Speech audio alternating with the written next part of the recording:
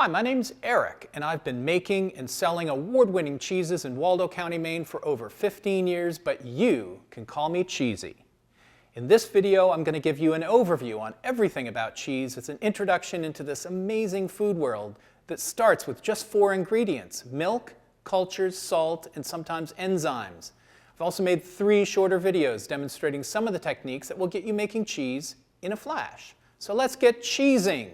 Back in the day, starting to milk livestock, you needed to extend the shelf life without having any refrigeration available at all. All of this started happening back in Babylon up to 12,000 years ago. It was really warm. In Iraq, Turkey, and Iran, there was no mechanical refrigeration until the 20th century, so what did you do with milk that you had as surplus? Well, a pot of fresh squeezed milk always contains natural lactic bacteria. Set aside all day, overnight, in a warm environment, that pot of milk is going to become yogurt. Yogurt is very acidic, and few other bacteria are comfortable in that environment. So what you do is you end up draining that yogurt, adding salt, and that'll decrease the bacterial activity even more. Milk today, and it comes every day when you're milking a cow or a goat or a sheep, becomes yogurt tomorrow, becomes cheese the next day. That will be good to eat almost forever, depending on how much you dry it out. So we start with high acid, low moisture, salt, and thyme, and that equals future food to be able to consume when you need it, not when it's immediately available through the milking process. Over time, a few of the molds are going to enjoy growing on that acidic, salty protein. That's going to add new flavors, and as long as it doesn't kill us, obviously, over time, we're going to enjoy those aged cheeses with the additions of those molds and other bacteria that break the proteins into smaller and smaller and smaller portions, and that becomes more and more and more flavors. Essentially, a glutamic, savory, rich flavor that the brain recognizes as nutrient-dense food. Through those 12,000 years of development, we have so many types of cheeses, beginning with the fresh cheeses like the drained yogurt or a chev, which is with a different set of bacteria to acidify. There's also cottage cheese and ricotta, cheese balls that are marinated. You can also age that fresh cheese and add some of those wonderful aging agents like Penicillium candidum to make a more complex cheese.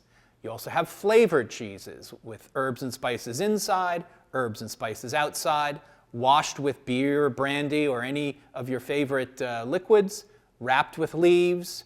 And as a matter of fact, one of the best cheeses in the world recently was a Rogue River Blue wrapped in chestnut leaves soaked in pear brandy. The variety is endless. Moving on to those mold-ripened cheese, the bloomy rinds like brie and camembert. You have wash curds like Gouda wheels, Havarti, Epoisse. You have brine cheeses like feta that keep and age underneath a salt brine. The pasta filata family, which is mozzarella, provolone, caciocavallo. Those are cheeses primarily in Italy, but the same concept works everywhere. Washed rinds like Munster take advantage of a special bacteria that turn the surface red and add a different sense of color and texture. Then there's blue vein cheeses, Roquefort, Gorgonzola, and that Rogue River Blue, as I mentioned before. British hard cheeses are in the categories like cheddar and Leicestershire and Gloucestershire cheeses. Alpine styles are the Swiss cheeses and the Emmental, the Gruyères, the Beaufort, and then grana types, which are Parmesan Reggiano, Romano, and all those favorite grating cheeses, essentially.